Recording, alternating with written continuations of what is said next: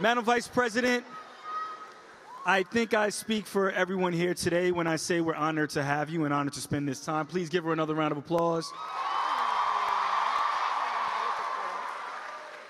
But your team said they wanted to dive right in, so I'm going to begin with a very controversial double question, if you don't mind me asking.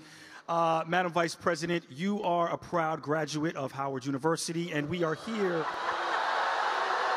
here on the campus of Hampton University. So my first question, Madam Vice President, what do you consider the real HU, and who will win the football game this weekend?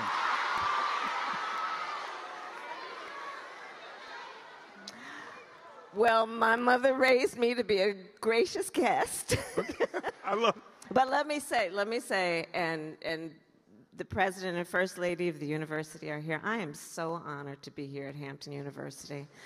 I am so truly honored. And it is because of the leaders who are here and the storied history of this, one of America's most excellent academic institutions, that I decided I wanted to kick off our Fight for Our Freedoms tour here at Hampton University. Starting things off with a bang. Now, over the next month, you're going to be visiting over 12 campuses across the country. And this is not a fluff tour. You are diving in on the issues. You are talking about fighting for our freedoms. Why did you decide to embark on this journey? Well, let me start by saying that, you know, I cannot tell you how I feel to be in this auditorium with these young leaders of our country. I remember, you're now 3 weeks into the start of school. I remember, so at Howard, we would convene at Crampton Auditorium. And I'll never forget, from the first day of school, freshman orientation, walking into that auditorium, as I'm sure so many of you, in particular the freshmen, did your first day, and being in awe about being at this place, knowing the shoulders that you stand upon and the expectation that your nation and the world has for you because of your excellence. I remember walking into that auditorium, just like this one, and realizing later in life that on that day, I met people that would be my friends for life. I was sitting next to people who I ended up being godparent to their children. I sat next to people whose weddings I attended. I sat next to people who literally one day I was in Paris at the subway. And I'm on the side waiting for the train, and I look on the other side for the opposite train, and there is one of my Howard classmates from years before. You all are in the midst of a most special experience.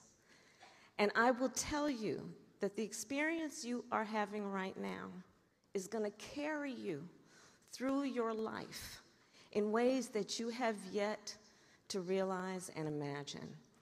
And so that's why I wanted to start this tour here, because I know what this school, Hampton University, means to the future of our country and our world. And so I am here for one reason, because I'm clear about that as the Vice President of the United States of America.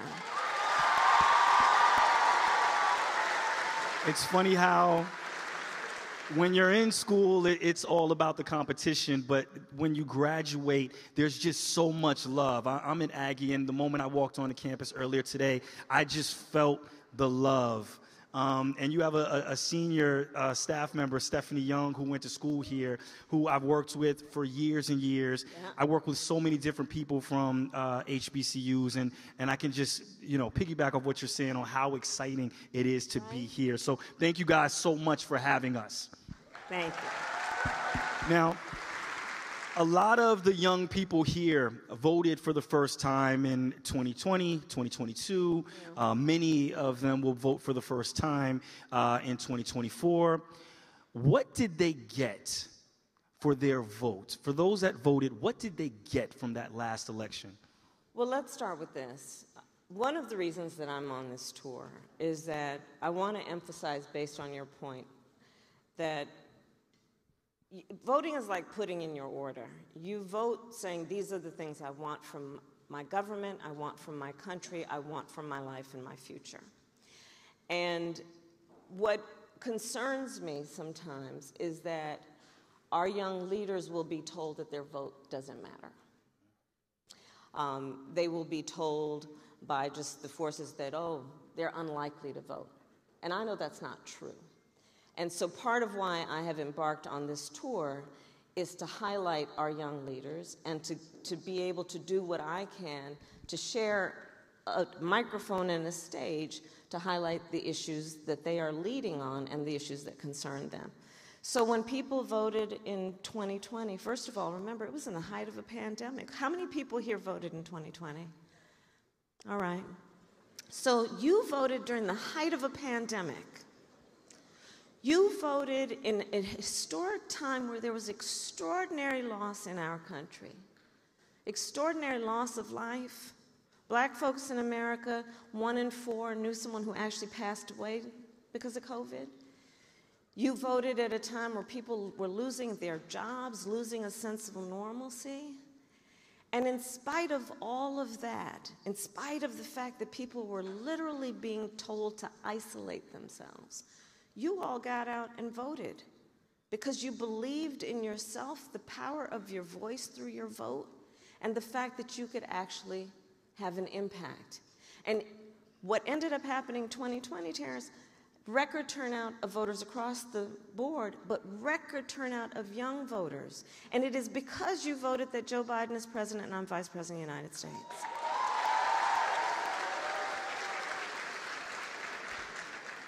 But that's not where it begins and ends. You voted and said, we are acutely aware that our entire lives, we have been aware of the climate crisis. You have turned me on to a phrase that so many young leaders have coined, that is to talk about climate anxiety. The fear that our young leaders have about what their future will be. What will it be in terms of their ability to have children, to buy a home with these hurricanes and floods and wildfires? And you all voted saying, y'all got to deal with this. And because you did, we have been able to put $1 trillion into an investment that is about climate resilience, adaptation to the crisis, and what we need to do to invest in a clean energy economy. It's because you voted that that happened. Because you voted and said, we need to deal with an issue like lead pipes. Because in too many of our communities, our babies have been drinking toxic water out of these lead pipes. Think Flint and other places around the country. And you said it's about time that needs to be dealt with. Because you voted we are on track to remove all the lead pipes in our nation.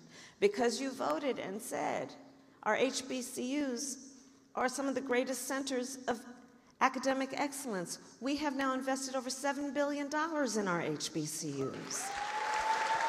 Which is unprecedented. So these are some of the many examples of what happens. And when we think about our role of leadership and what we want to do to change things for the better, one of the great tools that we have is our vote, among the many tools that we have. And for anybody that did not vote, the Secret Service wants to have a word with you outside, so we can, I'm just joking. Make sure you but vote. Seriously, well, two things, actually. The head of my Secret Service detail is a Hampton graduate. Come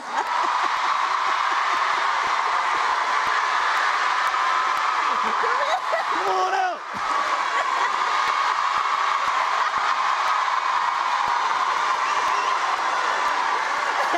Wow. I saw him back So you there. know. I saw him like the bodyguard. He was scoping the whole room. But also, we do have voter registration on campus today. And in fact, you guys have a very important election coming up in Virginia. And early voting starts September 22nd, which is in 8 days. And I would urge everybody who can register to vote here to do so and to make sure that you vote, because there are a lot of big issues on the stake. Absolutely. And, you know, all jokes aside, their vote is under attack. Yeah. There are a lot of communities across the country whose vote is under attack, but specifically young people. Can you talk a little bit about that? I've been traveling our country and the world, but I've been traveling our country, and I will tell you, when I look at what is happening in all of the regions of our country, in different places, I believe there is an intentional, full-on attack against hard-won freedoms and rights. And I'm talking about the freedom to make decisions about your own body and the choices you will make about your future connected with that, the freedom to vote, the freedom to be and love who you love, the freedom to be free from gun violence and the fear of that, the freedom to have opportunity and know that it will be a priority to recognize where there have been historical disparities and to deal with that. The freedoms that are under attack right now in our country are very real. And Hamptonians, we have a particular responsibility to all of the founders, all of the folks who sat here generations before, to protect and defend those freedoms they fought for so hard and are now under attack. And so when I think about a moment like this, I think about it being a call to action and a moment where we recognize that we can never take anything for granted, and it will be incumbent on us to look in the mirror and ask ourselves, well, what are we going to do about it? And I know when I look at who's here, you've already made that decision. You're going to be active and you're going to lead.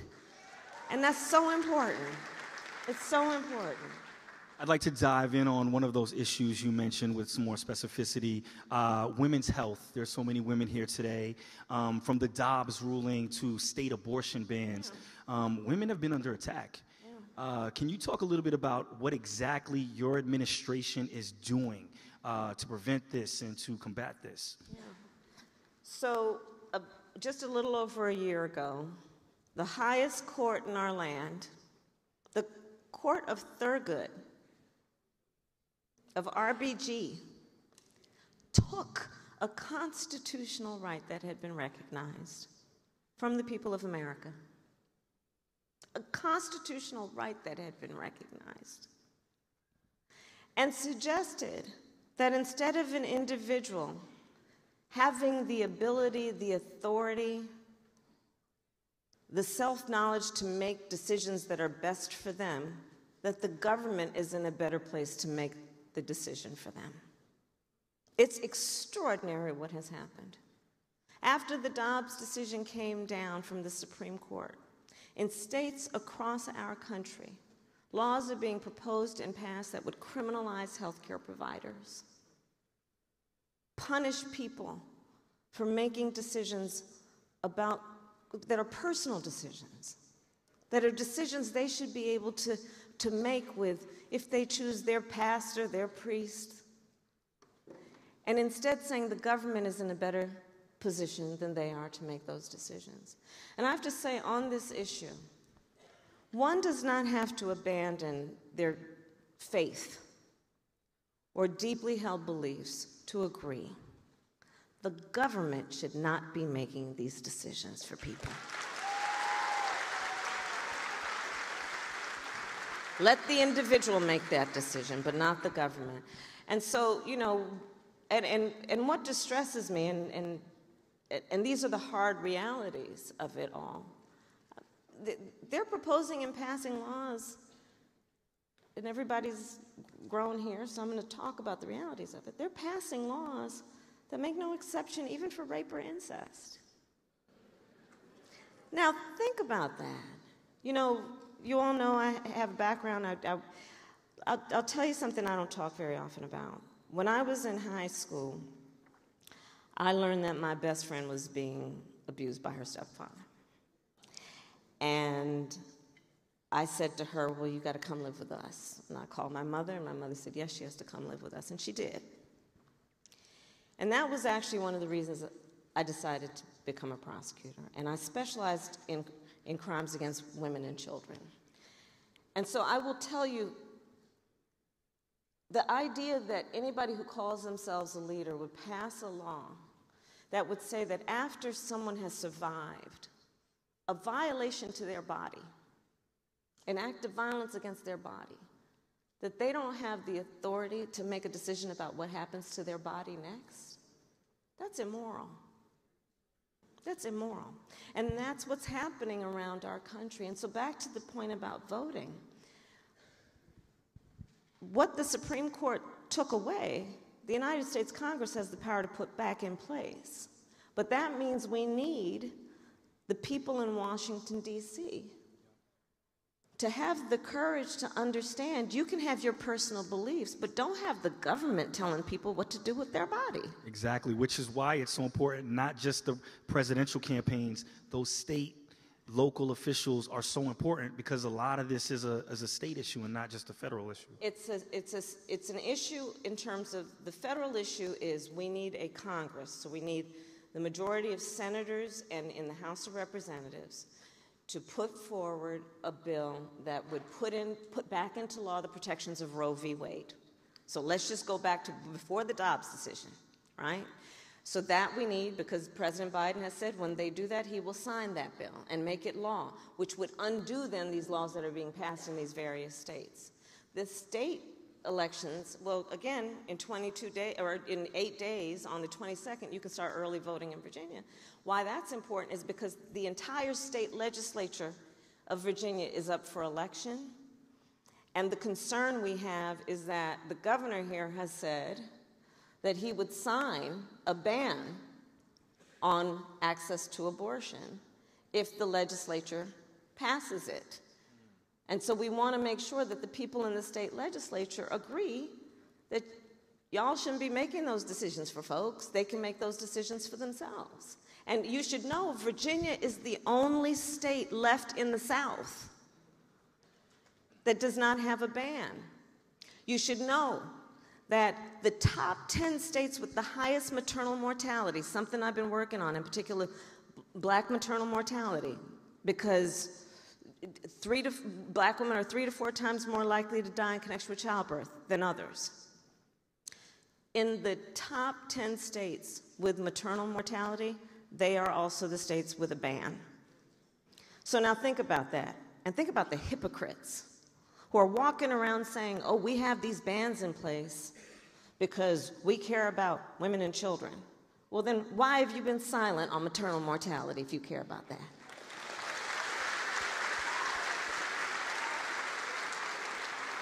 We could discuss this for quite some time, but there's so many other issues, and students submitted questions. So part of this program is opening this up. You wanted to have the dialogue directly with the student leaders.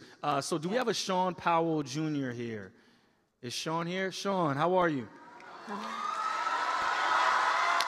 Grab that mic. That's Mr. Hampton. Sean, what year are you? I'm a graduating senior, sir. Nice. And what school are you in? I'm in the Buckman School of Business. Love to see it. Sean, what is your question for Madam Vice President? So, greetings, Madam Vice President. My name is Sean Powell, Jr. I'm a graduating senior marketing major from Laurel, Maryland. And I just want to give you the warmest and serious welcome to our home by the sea. Thank you. And Thank you.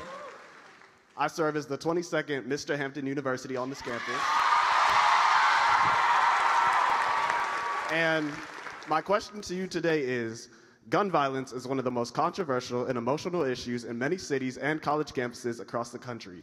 And with the debate often centering on whether regulations on an individual's rights to arms are an undue restriction on liberty, what can the government do to restrict access to certain guns, as well as implementing gun laws for America?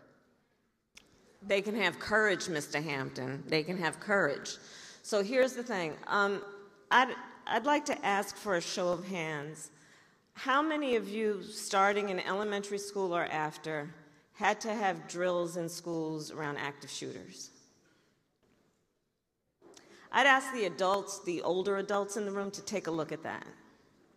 Because I think that the people who are currently in elected office, who have the power to make decisions about this, don't understand what y'all have been through. They don't get it. They don't get the fact, and that's why I can't wait for you to continue in your role of leadership, because when you all start voting in your numbers, this is going to change. They don't understand that on the first day of school, as young as elementary school, that our children, when learning the name of their teacher, and that's where the bathroom are learning how to quietly hide if there's an active shooter in their school. I've had young people, students in junior high, younger, say to me, yeah, when on this issue, I don't really like going to fifth period. Why, sweetheart? Because there's no closet in that classroom. No. That's real. So while our children are supposed to be in class, being fed with information that opens up their minds to the wonders of the world, half of their mind is worried about whether someone might come busting in the door, threatening their life. This is a very real issue. On this issue also, I would say, Mr. Hampton, there is a false choice that is being sold, attempted to be sold, which suggests you're either in favor of the Second Amendment or you want to take everyone's guns away. That's a false choice. I believe in the Second Amendment. I also believe we need an assault weapons ban. We need background checks. We need red flag laws. An assault weapon was designed to kill a lot of people quickly. There is no reason, and this is the point, reasonable gun safety laws. There is no reason they are easily accessible on the streets of what we call a civil society. But we need the people who are in Congress in particular to have the courage to act, because, you know, various states have passed laws, but the reality is that guns are so accessible to anybody, and they're very easy to transport across state lines. We need Congress to act. That's another reason we need Congress to act. But when I think about the fact that gun violence is the number one cause of death for children in America, think about that. Not some kind of health disease, not cancer, gun violence. I mean, you think about the fact that 1 in 5 Americans has a relative who has died from gun violence. Not to mention the lingering trauma to not only the family of that person, but the community and all of society, and what that means. So one of the things that we've done, we're proud that when we came in, we were able to pass some of the first gun safety laws in 30 years, and what we did is we basically passed laws that are going to deal with, for example, people who have been convicted of domestic violence can't have guns. We're putting $100 million into mental health and into schools, and to deal with it from that perspective, because that's absolutely also where we need to focus.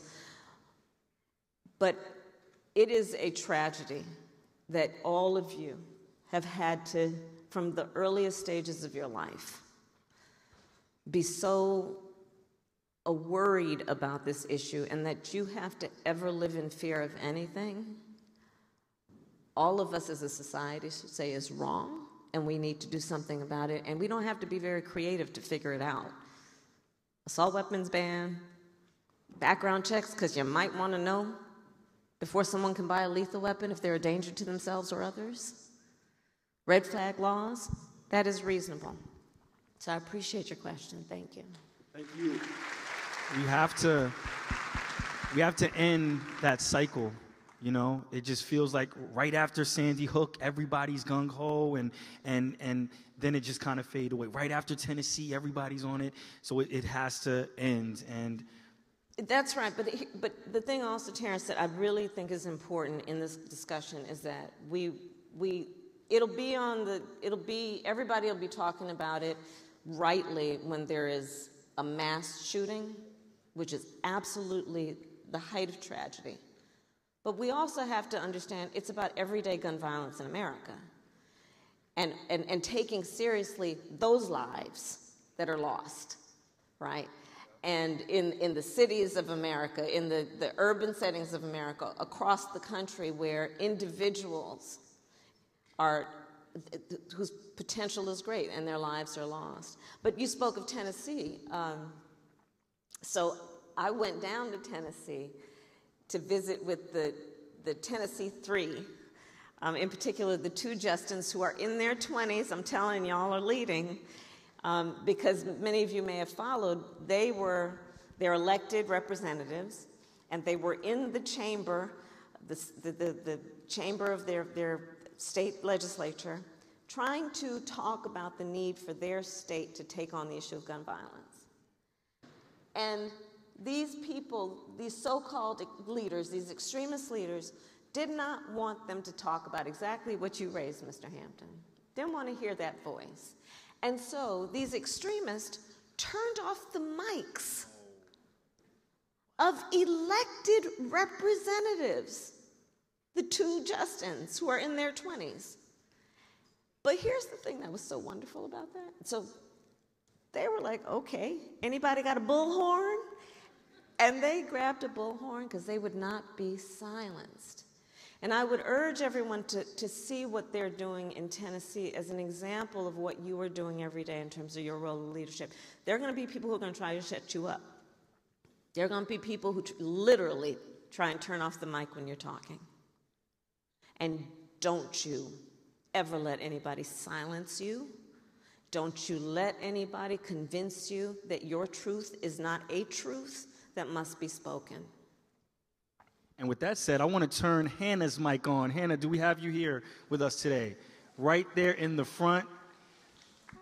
Hannah, can you give us what school you're in, your year, everything? Yes. Good afternoon, Madam Vice President. Good afternoon, Hannah. And Soror. Hello, sir. My name is Hannah Selders. I am a graduating senior in the 5-year MBA program from Dallas, Texas. And I also serve as the 66th Miss Hampton University. Thank you. So, as we know, student loan forgiveness has been a topic of debate. What is your stance on widespread student loan forgiveness, and how do you envision it impacting the economy and individuals? It's a very big issue, and I'm glad you raised it. So when we came in, and this was part of when the folks who are here in 2020 voted, one of the big issues that you raised when you voted. So when we came in, we initiated a student loan forgiveness program. And unfortunately, the Supreme Court ruled against us.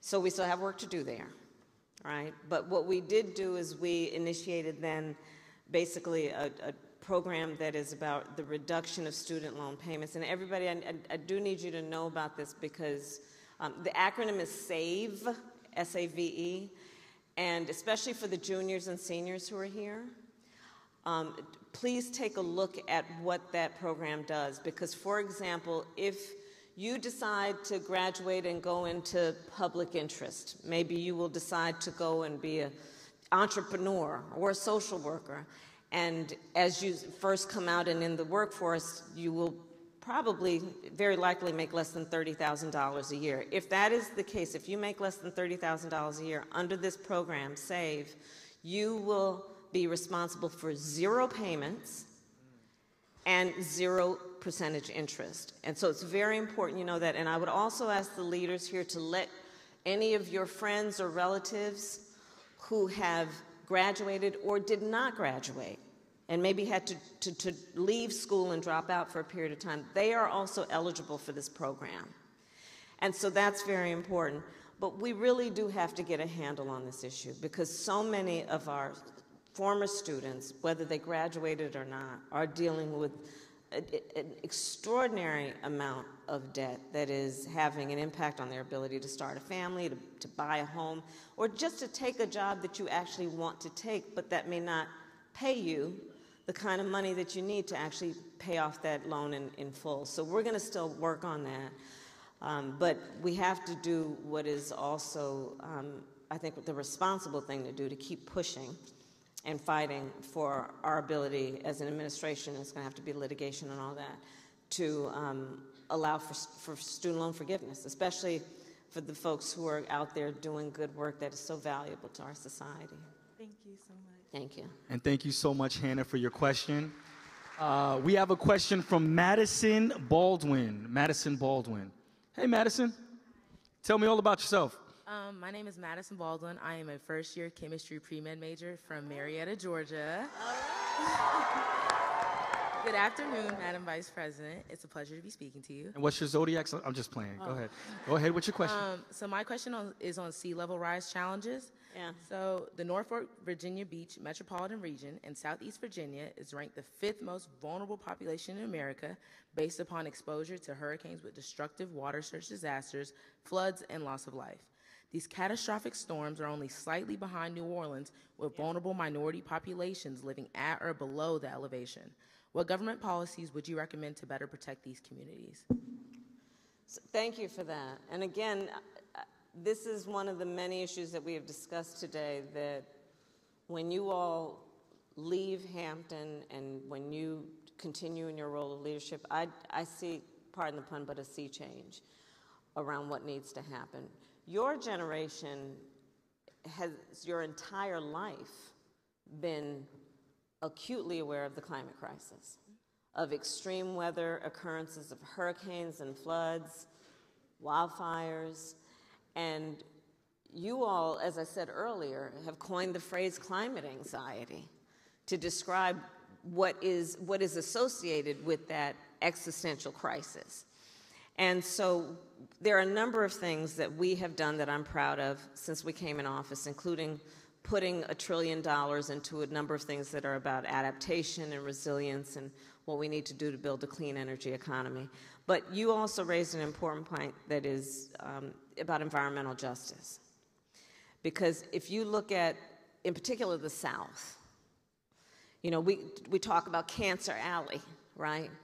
So I've been working on this issue for years and years and years. In fact, years ago when I was DA of San Francisco, I created the first environmental justice unit of any prosecutor's office.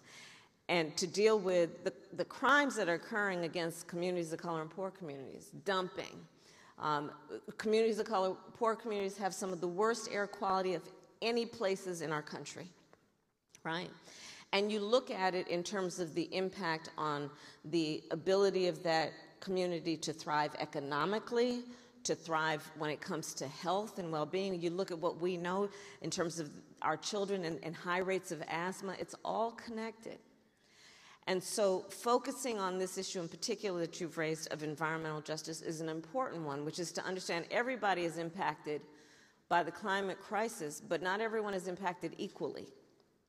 And so we have to then deal with that. And I'm going to then point out a very important point when I refer to attacks on fundamental rights. There's an attack right now on diversity, equity, and inclusion. Yes. Where supposed so-called extreme leaders are suggesting it's a bad thing to care about and pay attention to inequities, to say DEI is a bad thing, when in fact, if we want fair outcomes, we must understand what are disparities and then accommodate and adjust for those disparities if we want equal outcomes. So environmental justice raises those points, right? Equitable outcomes. Is everyone coming out the same way? Well, if they don't, look, if you don't start on the same base, everybody can have an equal amount. You're still not going to end up on the same base, right? If we want equal outcomes, we need to take into account not everybody starts out on the same base, and we have to make adjustments. On the issue then of environmental justice, that includes looking at regions of our countries, such as the South, and making sure that we are putting the resources into helping those communities be able to adapt and be resilient from things like what we've seen in the South around, for example, sewage getting out of control, what we've seen in terms of the damage to homes because of flooding. and put resources into that. And I would encourage anyone who has an interest or knowledge in this to really think about that in terms of your career choices, because there's a lot of work that is happening now that is also about innovation. It is about looking at things like electric vehicles, looking at technology, looking at satellite technology in a way that we can create solutions to some of these very real problems that we're experiencing because of extreme weather incidents. Thank you. Thank you. Thank you so much for your question. Give it up for everybody that asked the question. Very nerve-wracking to do that, I'm sure. Great, great work. We're here. It's all about the fight for our freedoms. We've discussed so many subjects today, from women's health to gun control to climate change, so many different problems that our country needs solutions for. How do you stay optimistic during these trying times? Oh, I look around here and I'm very optimistic. Look, here's the thing. We were all born knowing that there's nothing we can take for granted. Those of us who have the blessing of having been from or currently are at an HBCU, we are taught history. And that history teaches us that there will be moments in our lives and in our country where we can take nothing for granted, and we realize that progress will only come out of our willingness to step up and fight for what is right. And so when I look at the turnout this afternoon in this auditorium of these leaders who have clearly decided that in their lives they're not going to be passive observers of what is happening, but they are going to exercise self-determination. You are exercising self-determination to invest in your country and, by extension, your own future. That gives me a great deal of optimism.